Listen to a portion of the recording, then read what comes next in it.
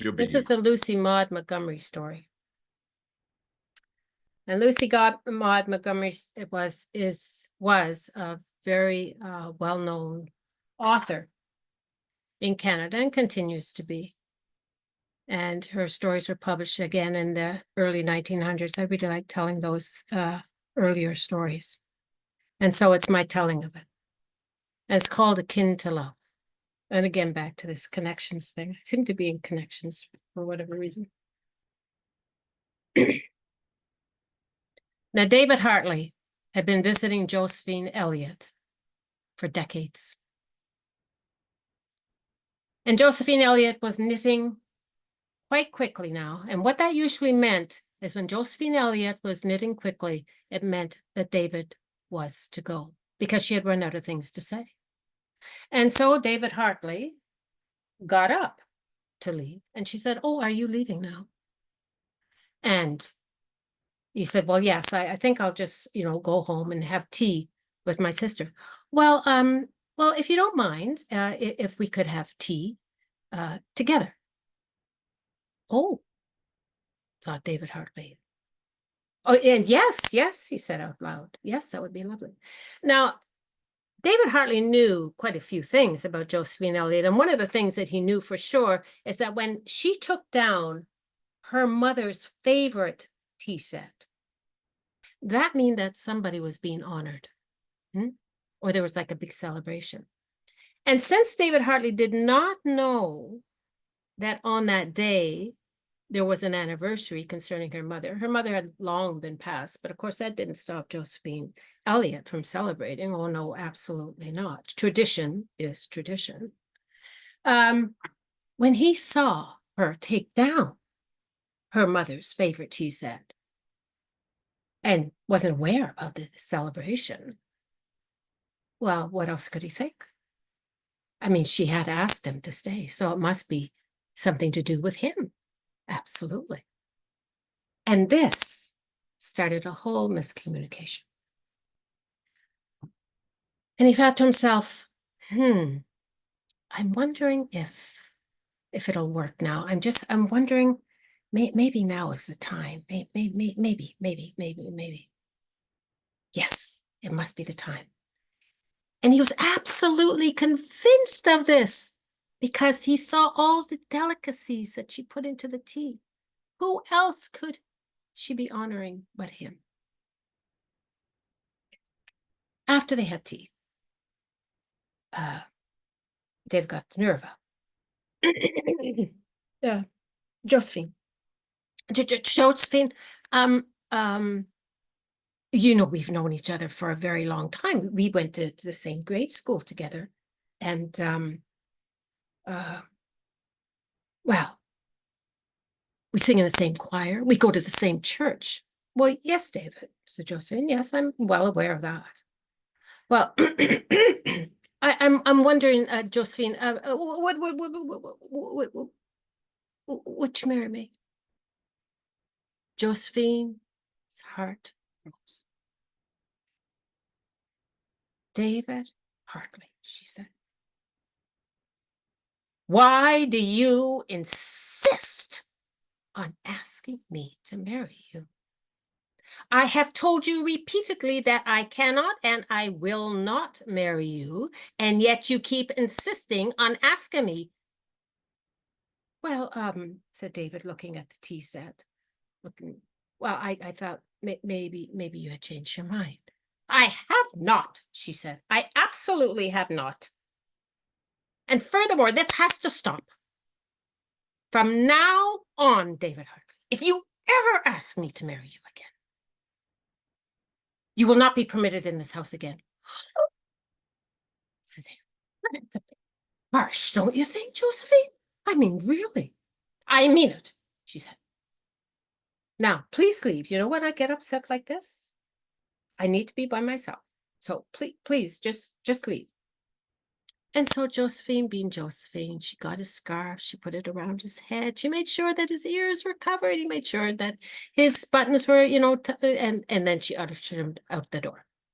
And of course, Josephine, being Josephine, she had the lantern up, because his house was in the adjoining farm, and she didn't want him to slip.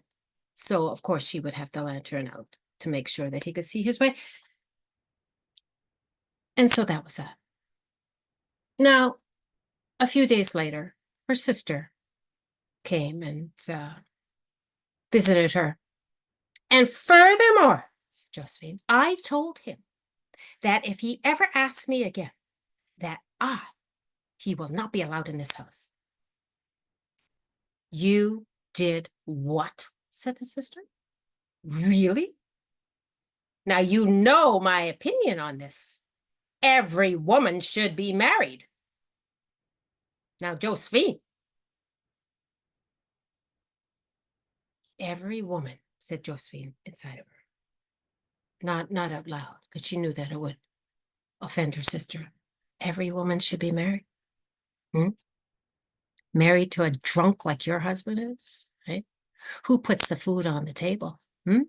Who knits all of those socks and all of those sweaters for those kids? Who does all of that? I manage my own farm. I make a profit out of this farm. I run it by myself. I do well. What have you got, sister dear? But out loud, she said, well, if I was going to be married, it wouldn't be David Hartley. He has no backbone. And the sister, inside of her head, definitely not out loud, said, if you were married to a drunk like I was, you would kiss the ground that David Hartley walked on. They changed the conversation. It was a few nights after that Josephine heard this knocking at the door, and she put on her house coat and she came, and there was David Hartley. What are you doing out in this cold without a coat? Said Josephine. Come in, come in. She had him sat down. She put a hat on his head, a mitts on him, and a shawl around him. David, you can't, please, Josephine. I'm here because my sister is very sick, and I need you to sit with her while I go and get the doctor. Will you do that? Well, of course I will, she said. And so she got ready, and off they went. She closed the door behind them. And you see, there was this pathway between Josephine's house, her farm, and David's house, his farm, and they were adjacent to each other. Now, David had been through the years, up and down that path. Oh, yes, well treaded. But in terms of Josephine, she had never walked down the path. Not to David's or not from. And so she was a bit scared as she was walking with David, and she automatically looped her arm into his arm. Well, that just sent thrills of excitement up and down his body. Oh, my heavens. Well, they got into the house, and Josephine knew immediately when she saw his sister that she was really, really sick. The doctor, when it came, confirmed it. And so it was decided that somebody would be hired to care for sister. Josephine would stay in the house and, take care of all the things that had to be done, and David would continue to work on his farm, and it was all set. It was quite a few days later that the sister visited Josephine, and Josephine said, and you should have seen all the dust bunnies. Those dust bunnies were everywhere. I don't know how David stood it. I just absolutely don't know how he stood it. It was just horrific. You know David. You remember him in school, how he liked all of his pencils just in a certain way? This house was a shambles. I don't know what his sister did, but certainly did not do anything that was helpful for him. I swear, those walls, I don't think they've been washed since they were painted. I did that. And the pantry, don't even get me started on the pantry, Sister dear. Oh, yes, but it is all now taken care of. And you should see the state of his socks. I mean, heavens, I don't know how the man survived all of this. It is just awful what he's been subjected to. Sister. Well, the sister said to herself, definitely not out loud, pity can be akin to love. Yes, let's see where this goes. Well, Josephine was busy taking care of the house, and she was cooking, and David, well, he was loving it. Oh, yes, his meals were prepared. He started with a little bit of humming, and pretty soon he was singing. He complimented Josephine all the time on how she took care of the house and how she cooked and everything. And Josephine was feeling quite good about it all, being appreciated that way. I mean, she was one of the best cooks in the area and had won many prizes, but this constant, praise, she liked it. She liked it a lot. Yes, very much so. But good things do come to an end, and so it was. The doctor stated that the sister really should move in town and would get better treatment there. And so Josephine had to go. Well, you would think that David was attending a funeral that day that Josephine was to leave. There was no smile. There was certainly no songs. He was just mulling around, sighing a lot, And Josephine, well, she was a bit discontented herself. I mean, she looked around the house and she thought, all of those dust bunnies returning. I mean, how the walls would get dirty in no time at all. How the pantry wouldn't be taken care of. And she thought, I can't stand it. I just can't stand it. No. I know what I have to do. I know what I have to do. And so she made supper. And then after supper, David said, well, I guess it's time to go now.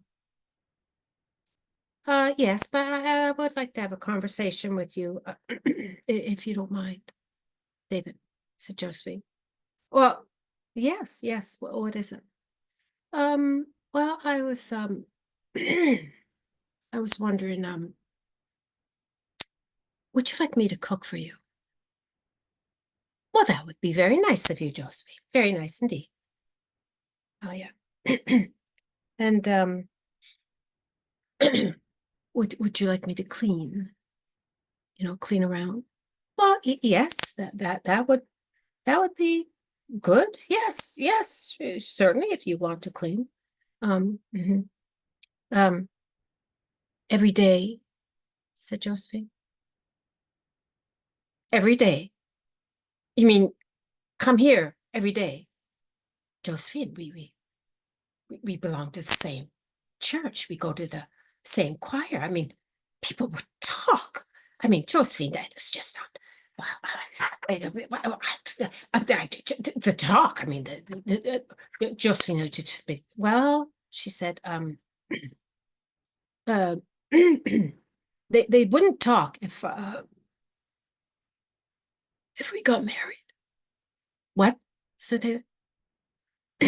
If we got married, they wouldn't talk. Mary! Oh, my! And David started running in her direction. And Josephine went, no. Now, when I get upset like this, I prefer to be by myself. You just go out and milk some, we will get married, but just go out and milk some cows or do something. And for the first and the only time, David Hartley did not listen to Josephine Elliott. And he ran over and he wrapped his arms around her and he kissed her. And Josephine Elliott kissed him back. Akin to Love by Lucy Maud Montgomery.